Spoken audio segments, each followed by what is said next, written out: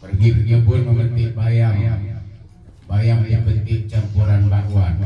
Dari jawaban salam nampaknya itu ini banyak cicilan. Pergi ke pasar membeli obat. Obat dibeli penurun panas.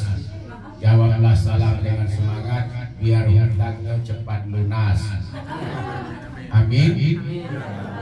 Yang jawab amin kuat-kuat itu tanda banyak. Amin. Assalamualaikum warahmatullahi wabarakatuh.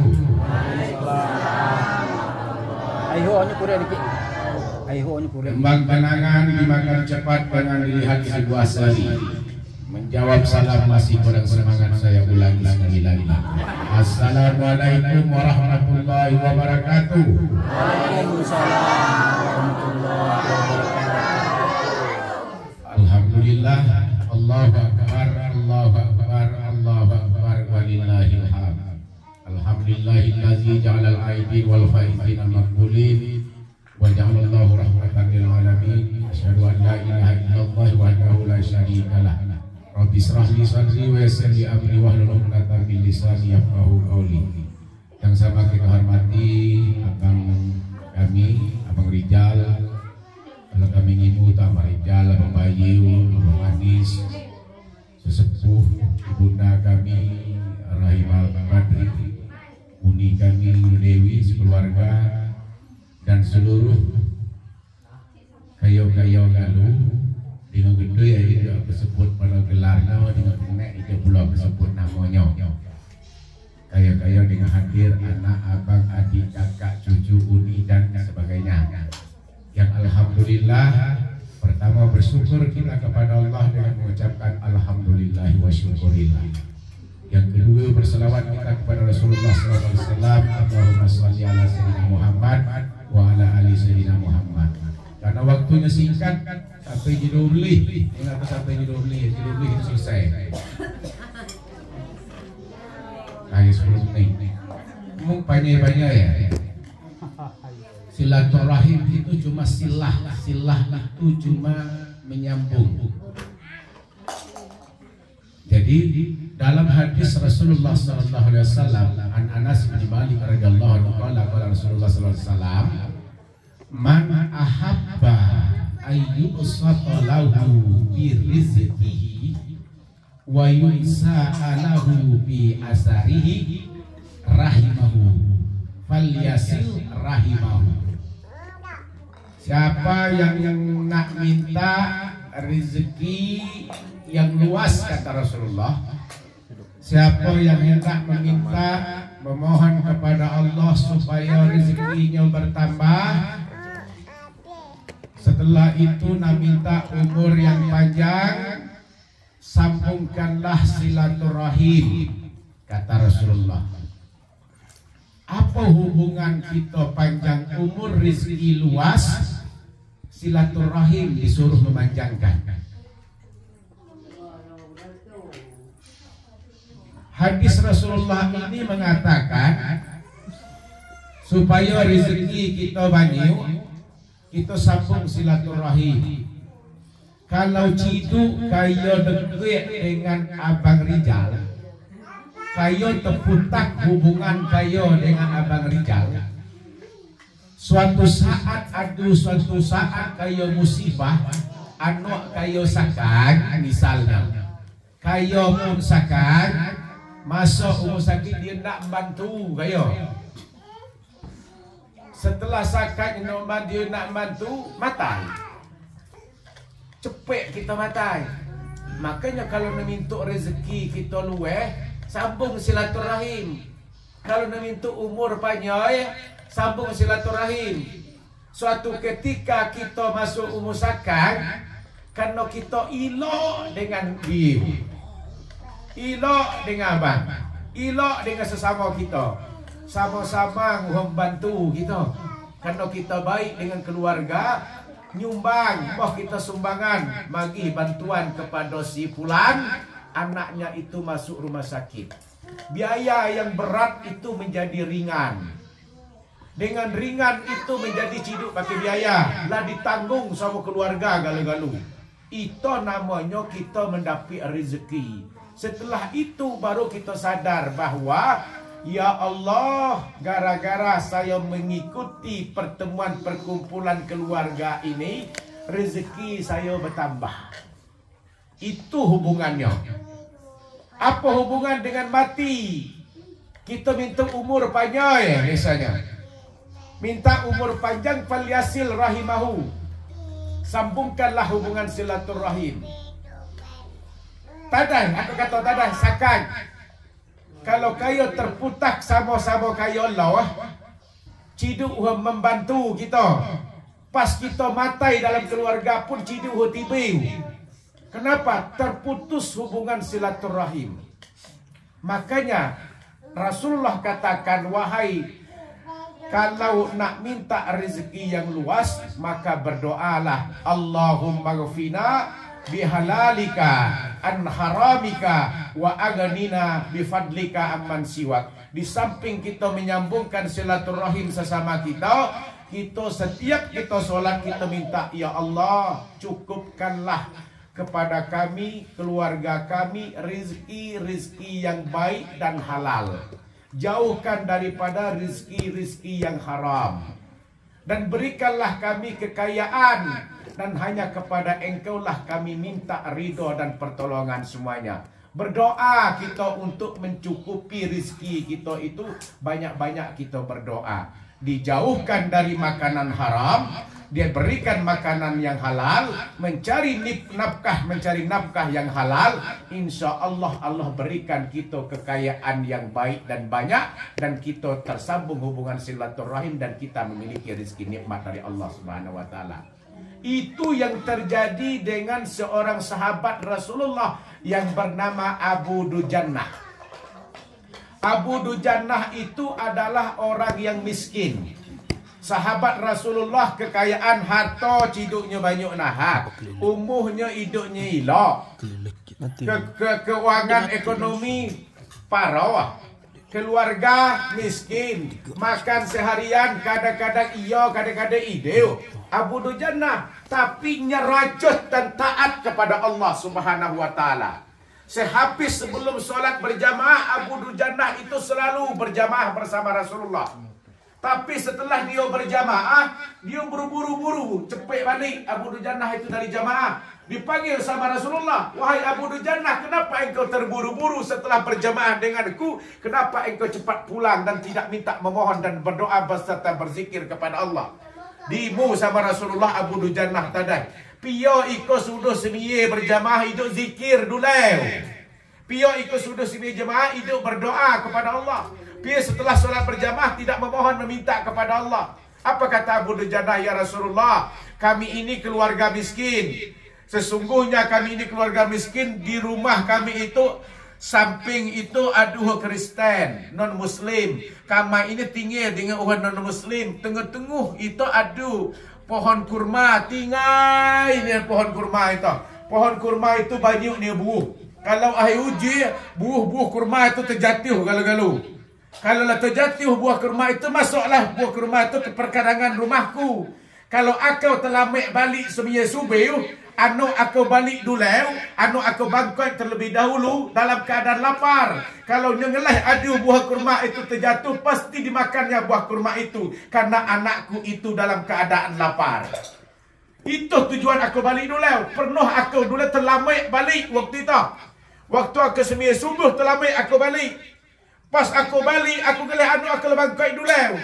Pas nyabangkai dulu, geleh adu buah kurma terjatuh, langsung nyamakan buah kurma itu. Itu bukan milikku, itu haram dimakan, kata Abu Dujannah. Aku masukkan telunjuk tanganku ke dalam tenggorokan anakku, aku pukulkan kuduknya supaya buah kurma yang dimakan tadi itu keluar, supaya dia terjauhi dari makanan yang haram tadi. Itu penyebab Abu Dujannah tadi itu cepat balik setelah mendengarkan Rasulullah memanggilkannya, supaya anaknya itu terjauh dari makanan-makanan yang haram. Setelah itu Rasulullah mendengarkan, cuba tanya, panggilnya Abu Bakar dan Umar bin Khattab. Abu Bakar, Umar bin Khattab cuba tanya, kira-kira buah pohon kurma itu mau hidup non muslim sebelum itu menjualkan pohonnya itu. Kalau muahnya nyueh, kita belai, kita bagi ngusah Abu Dujana. Biar halal dimakan sama keluarga Abu Dujana. Akhirnya datanglah Abu Bakar menemukan si non-muslim ini yang memiliki buah pohon kurma. Ditawarkan, wahai non-muslim, kira-kira pohon kurma ini mau hidup ke menyueh. Mau, kata non-muslim ini, kami akan jual 10 kali lipat daripada harga yang ada. Sama dengan berijal nahak sawit. Sawit itu banyak truce ke tempat uhoi. Damai uhoi itu atau haram. Akhirnya ditanya, mau dok kayak jual sawit ini. Dia jual ya 10 kali lipat mahal harga dibandingkan dengan harga yang ada. Lah, mau dijual, dibelikan sama Abu Bakar itu dengan harga 10 kali lipat. Apa kata non-muslim yang punya pohon kurma itu? Dia kata dengan sebiningnya, wahai istriku, pohon kurma kita. Abu Bakar mau, Rasulullah mau membelinya. Kita jual 10 kali lipat. Untungnya 10 kali lipat. Pohon kurma itu tetap tertanam di tanah kita, katanya.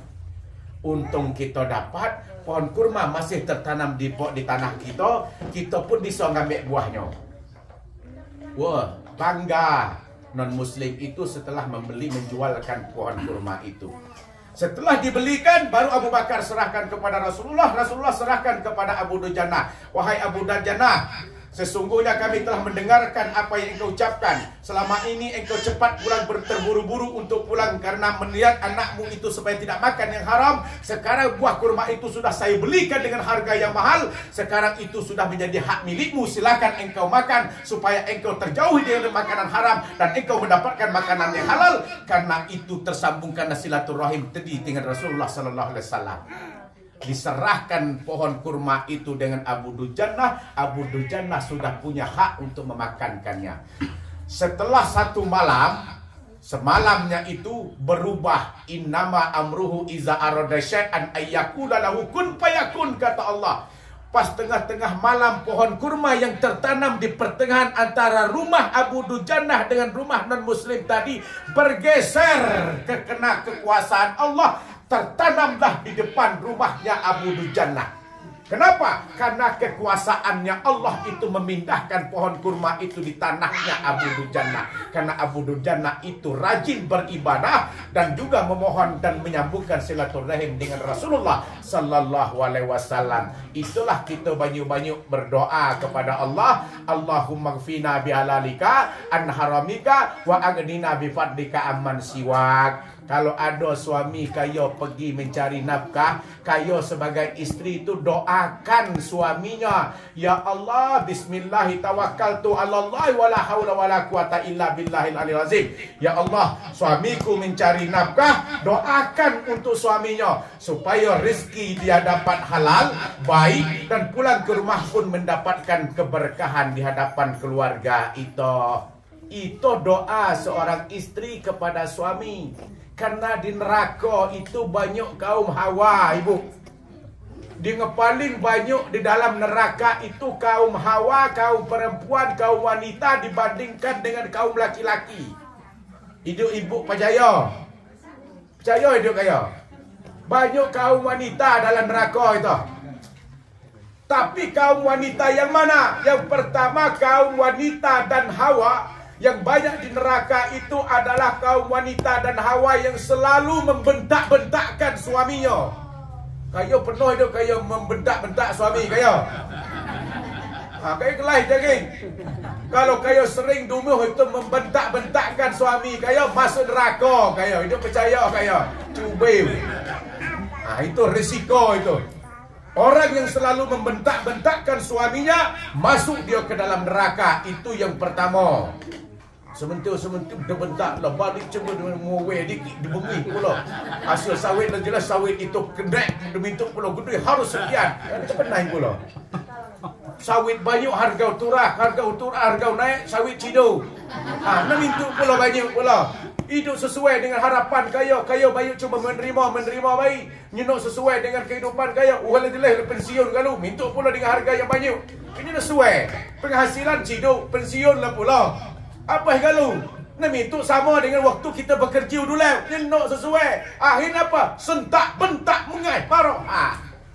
masuk neraka kayo. Itu orang yang di dalam neraka.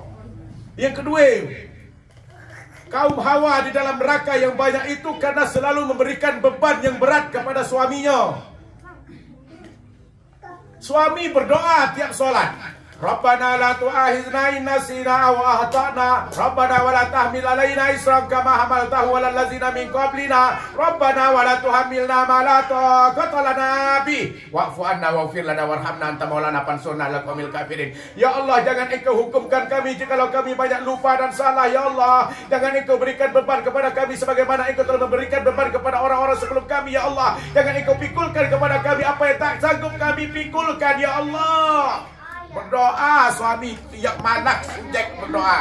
Tiba kayo pagi puluh beban dengan berat kepada suami. Bertentangan antara doa dengan kayo, dimasukkan kayo ke dalam neraka. Siapa itu? Kaum Hawa dan kaum perempuan dan wanita. Hadisnya menjelaskan mengenai itu. Komplain. Ibu-ibu komplain. Bagaimana kalau suami yang durhaka kepada istrinya? Ini istri yang durhaka kepada suami. Bagaimana suami yang durhaka kepada istrinya? Hadis Rasulullah itu tidak menjelaskan seperti itu. Hadis menjelaskan bahwa istri yang durhaka kepada suami dimasukkan ke dalam neraka. Orang yang pertama, orang yang selalu membentakkan suaminya. Yang kedua, memberikan beban berat kepada suaminya. Yang ketiga, orang suami istri yang berpakaiannya tidak selesai ia pakai, masuk ke dalam neraka. Kaya berbaju tapi berbaju lo je selesai kaya mek ugiu gitu kujau. Lo je len lo je selesai kaya mek ugiu. Kaya pakai daster, kaya pakai jilbab. Ini pano, ini daster, pakai jilbab. Nek dah tondang. Berpakaian yang tak selesai, masuk kaya ke dalam neraka. Yang ketiga, yang terakhir, yang keempat itu adalah istri yang tidak pernah sholat. Nawiru manzilatakum bisolah wa biqiraatil Quran. Sinarilah rumah kamu itu dengan sholat, dengan membacakan Al-Quran. Apabila kita tidak masuk dan tidak sholat, dimasukkan ke dalam neraka. Itulah yang pertama, nak minta rezeki luas seperti Abu Dujannah tadi. Yang kedua, wa yunsa'alahu fi asarihi, minta umur yang panjang. Ya, minta umur yang panjang. Aduh kaya di Mekah. Kaya di Mekah itu. Ya, cepet bagi tisu daripada kengata mana tisu. Aduh kaya di Mekah. Ini naik ajoy. Sudah itu ada kantinya itu yang sangat amanah dan dipercaya. Paling dipercayakannya. Dipesirnya sama wahai pulan. Akau ini naik joy. Aku nitip musiko. Iko kan uha baik. Amanah baik. Aku nitip uang 10 juta. Cagik sudah aku naik ajoy. Uang ini akan ambil balik. Untuk selanjutnya setelah haji itu mungkin agak kendor, agak apa, payah agak dikit. Akan ambil uang itu. Aku nitip amanah. Ya. Sudah itu dititipnya kepada si pulan si amanah ini. Uang 10 juta. Berangkitlah.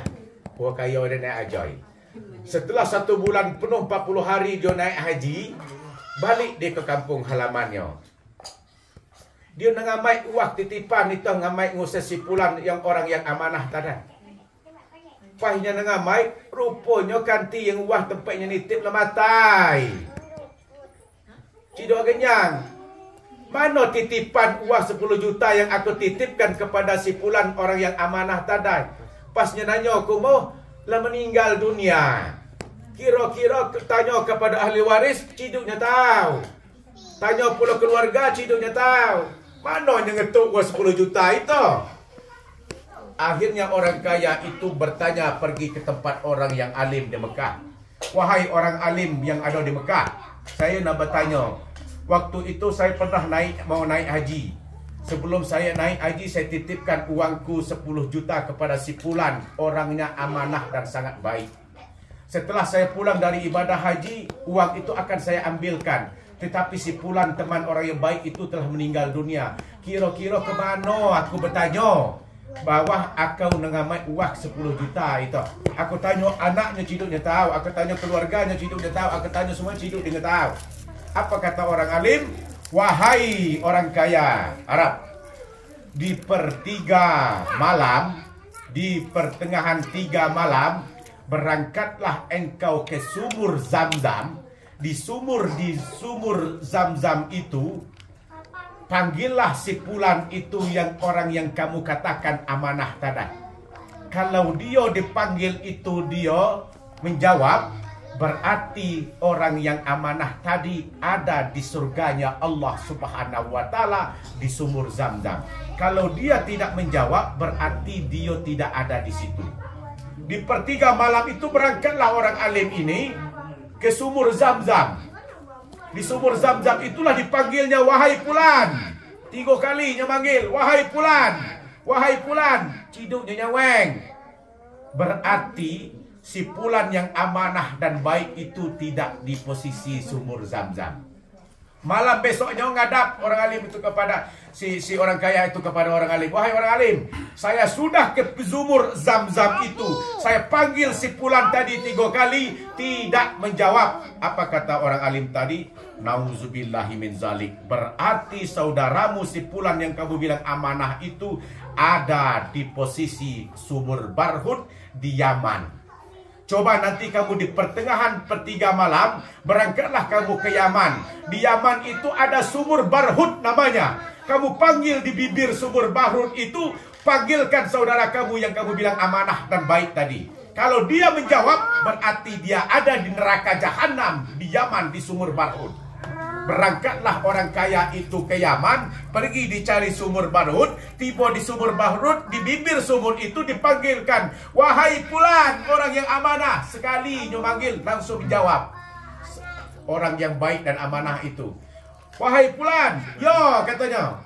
Nah, kenapa kamu ada di sini? Kata orang kaya tadi. Ini kan tempat sumur Barhut, tempat neraka jahanam di sini. Kenapa posisi engkau ada di sini? Bukankah engkau orang yang baik? Bukankah engkau orang yang amanah? Kenapa engkau berada di sumur Barhut, bukan di sumur Zam-Zam? Orang kaya, orang alim itu katakan, kalau dia ada di sumur Barhut, berarti dia berada di neraka jahanam. Berarti orang yang baik, amanah tadi posisinya di neraka jahanam. Kenapa? Setelah itu ditanya, mana pengetuk uang 10 juta? Kata orang kaya tadi. Oh, uang yang engkau titipkan tadi sudah aku taruh di bawah lemari, kata si orang yang amanah dalam sumur Barhut. Tapi sebelum mengambilkan titipan uang di lemari itu, tolong pesankan kepada keluargaku.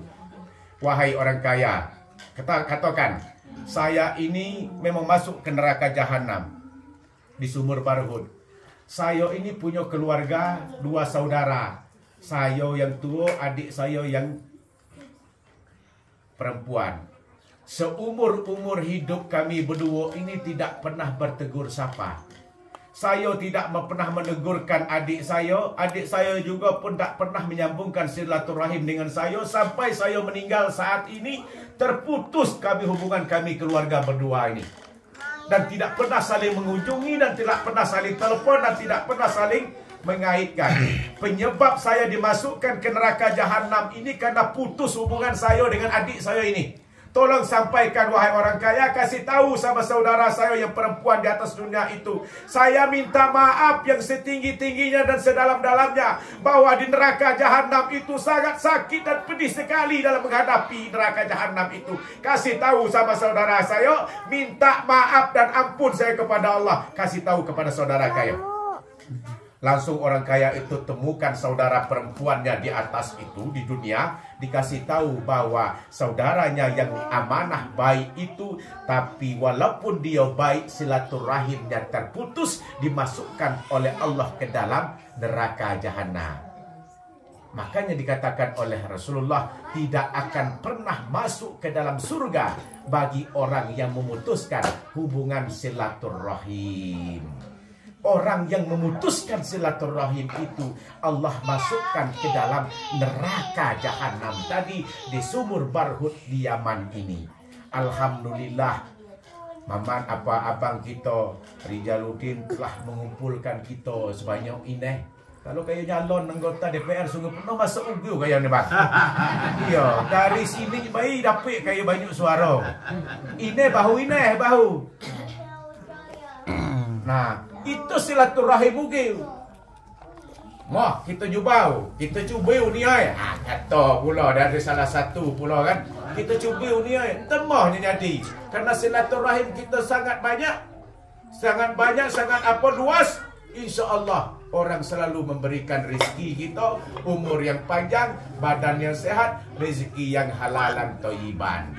Nah, dengan Ramadan, dengan bulan yang baik, dengan Syawal yang baik ini, dengan hari raya Idul Fitri ini, kayo bisa menyambungkan hubungan silaturahim di antara kayo ini. Dengan hubungan ini, insya Allah ini tersambung terus. Nanti suatu ketika pun kita dipanggil dan menghadap kepada Allah, kita akan dimasukkan oleh Allah ke dalam surganya Allah Subhanahu wa Ta'ala. Kita doakan kepada orang tua kita yang telah meninggal dunia. Doakan, kirimkan Al-Fatihah. A'udzubillahi minasyaitonirrajim. Bismillahirrahmanirrahim. Alhamdulillahirabbil alamin arrahmanir rahim maliki yaumiddin. Iyyaka na'budu wa iyyaka nasta'in ihdinas siratal mustaqim siratal ladzina an'amta 'alaihim ghairil maghdubi 'alaihim waladdallin. Amin. Itulah yang bisa kita kirimkan Al-Fatihah bagi almarhum, almarhumah, nenek, kakek kita, abang kita, adik kita, orang tua kita yang telah mendahului kita semuanya. Karena kita, apa kata Rasulullah sallallahu alaihi wasallam, jangan engkau terima amal ibadah puasa umatnya Rasulullah adalah yang pertama anak yang durhaka kepada kedua orang tua. Kalau kita durhaka kepada orang tua, kita amal puasa kita tidak diterima oleh Allah Subhanahu wa Ta'ala. Itulah yang terjadi dengan sahabat Rasulullah yang bernama Alqamah. Alqamah itu anak yang baik. Bapaknya lah meninggal dunia, tinggal maknya dengan seorang anak yang bernama Alqamah. Waktu Alqamah itu masih bujangan, anaknya taat kepada orang tuanya, baik, rajin sholat, rajin berpuasa, rajin bersedekah, rajin berinfak, rajin semuanya. Tapi Alqamah saat dia masih remaja, mau menjelang dewasa. Tapi setelah Alqamah itu mendapat seorang istri wanita yang ia cintai, dia nikahi dan mendapatkan satu keturunan amanah, anak seorang laki-laki. Dia lupa dengan mamaknya. Itulah sebabnya dia durhaka kepada mamaknya itu. Setelah dia mendapatkan seorang istri, mendapatkan seorang anak, Alqamah lupa dengan mamaknya. Waktu Alqamah itu sakit yang sangat parah, terbaring di kamarnya, Alqamah tak bisa mengucapkan kalimat La ilaha illallah Muhammadur Rasulullah. Nyangkut di tenggorokan Alqamah itu. Sakit waktu dia dalam sakratul maut. Waktu itu Alqamah sakit yang sangat parah, sakratul maut. Kayak kata hijau sakat dalam sakratul maut. Kayak nak cuba kayak sakratul maut. Nyangkak di tenggorokan itu sakatnya. Makanya kita berdoa, Allahumma hawwin alaina fi sakaratil maut. Ya Allah, mudahkan dan lancarkanlah dalam menghadapi sakratul maut itu. Maka kita berdoa, doa selamat itu jangan sampai kita dalam menghadapi sakratul maut itu susah. Alqamah itu susah mengucapkan kalimat la ilaha illallah. Dibimbing sama istrinya, wahai suamiku, ucapkan kalimat la ilaha illallah astagfirullahaladzim. Nyangkang di tenggorokan. Sampai bindingnya Alqamah itu ngadap Rasulullah. Ya Rasulullah, suamiku Alqamah di rumah dalam menghadapi sakratul maut, nyenuk mata-matai. Sakat tapi nyenuk matai. Datang Rasulullah, wahai Bilal bin Rabah, wahai Ammar, wahai Suhaib, coba ke rumah Alqamah. Bimbingkan dan talkinkan Alqamah supaya dia cepat menghadap kepada Allah. Sakitnya dalam sakratul maut. Akhirnya apa? Dibimbing sama Bilal bin Rabah. Wahai Alqamah, ikuti kata ucapan saya, La ilaha illallah, La ilaha illallah. Bilal bin Rabah, Suhaib, Ammar itu ngadap kepada Rasulullah. Ya Rasulullah, kami sudah membimbingkan Alqamah, ditalkinkan sudah, membimbingkan sudah. Nyenok ugu matai Alqamah itu, nyangkak dalam tenggorokan sakratul maut. Apa kata Rasulullah? Wahai Bilal bin Rabah, Ammar dan Suhaib, kira-kira maknya lagi dan apa dia? Rupanya maknya lagi dan maknya ni lah tua, hidak tinggi di dusun. Ya ayu, ni yang mana? Kincai. Rupanya gidek maknya itu. Letua, tinggi kincai pula. Joyu. Apa kata Rasulullah? Kalau memang mamaknya masih hidup, suruh datang menghadap kepada aku. Kalau jenuk, aku yang akan menghadap kepada orang tuanya. Diundanglah maknya itu ngadik Rasulullah. Kata mamaknya itu, akulah yang layak untuk menghadap kepada Rasulullah. Bukan Rasulullah yang punya layak menghadap kepada aku. Pegoi lemaknya datang kincai itu ngadik Rasulullah. Pejamoi. Tiba di hadapan Rasulullah. Apa kata Rasulullah? Apakah engkau adalah mamaknya Alqamah? Betul. Apakah engkau punya anak yang bernama Alqamah? Betul. Bagaimana Alqamah? Apa dijawab dengan maknya tu? Alqamah itu anak dengan Rajot. Waktunya masih bujangan dulu. Rajot berbakti kepada aku. Baik dengan aku. Rajin solat, rajin berpuasa, rajin sedekah, rajin beribadah. Tapi setelah dia punya isteri, setelah dia punya anak, dia lupa dengan saya. Tak pernah mengunjungiku, tak pernah menelponku, tak pernah membantuku, tak pernah menghubungi kampungku. Alqamah itu durhaka, sakit di tenggorokan itu selama dia punya isteri dan seorang anak. Orang tuanya tak pernah dia kunjungi, maka orang tuanya itulah dipanggil oleh Rasulullah SAW. Lalu kata Rasulullah, wahai ibunya Alqamah, tahukah engkau Alqamah saat ini lagi terbaring dalam sakratul maut? Tahu, kata ibunya. Kira-kira maukah engkau memaafkan anakmu yang dalam keadaan sakit sakratul maut? Lama maknya berfikir, dimaafkan atau tidak? Dimaafkan atau tidak? Ditanya sama Rasulullah, ya Rasulullah, wahai ibunya Alqamah, maukah engkau memaafkan anakmu yang dalam keadaan terbaring saat ini sakratul maut? Kata ibunya Alqamah, ya Rasulullah. Belum juga dia menjawab. Apa kata Rasulullah? Wahai Bilal bin Rabah, wahai Ammar, wahai Suhaib, kumpulkan semua kayu bakar. Bakarkan Alqamah itu dalam keadaan hidup-hidup di hadapan bapaknya juga. Orang tua yang mana yang akan melihatkan anaknya dibakar oleh Rasulullah di hadapan mamaknya. Di saat itu Rasulullah katakan bakarlah. Baru orang tuanya mengatakan, wahai Rasulullah, saya akan memaafkan anakku itu yang durhaka kepadaku. Walaupun dia durhaka kepadaku, aku akan memaafkannya. Betul, ikhlas. Setelah ikhlas ibunya itu memaafkan anaknya yang dalam sakratul maut, Allah ampunkan dosa Alqamah, Allah ampunkan dosa ibunya. Akhirnya Bilal bin Rabah Ammar berangkatlah ke rumah Alqamah. Talkinkan dan bimbingkan kembali, ucapkan kalimat La ilaha illallah Muhammadur Rasulullah. Setelah Bilal itu ke rumah Alqamah, dengan mudah Alqamah itu mengucapkan kalimat La ilaha illallah Muhammadur Rasulullah. Alqamah itu meninggal dengan ucapan Man qala akhirihi fi hayatihi dakhalal jannah. Siapa yang mengucapkan kalimat la ilaha illallah pada ujung akhir hayatnya, maka Allah masukkan ke dalam surganya Allah Subhanahu wa taala. Selagi orang tua kita masih hidup, berbaktilah kepada kedua orang tua kita. Selagi orang tua kita sudah meninggal dunia, kirimkan Al-Fatihah untuk orang tua kita. Itulah yang bisa kita perbuat dan kita amalkan. Wabillahi taufiq wal hidayah. Wassalamualaikum warahmatullahi wabarakatuh. Waalaikumsalam.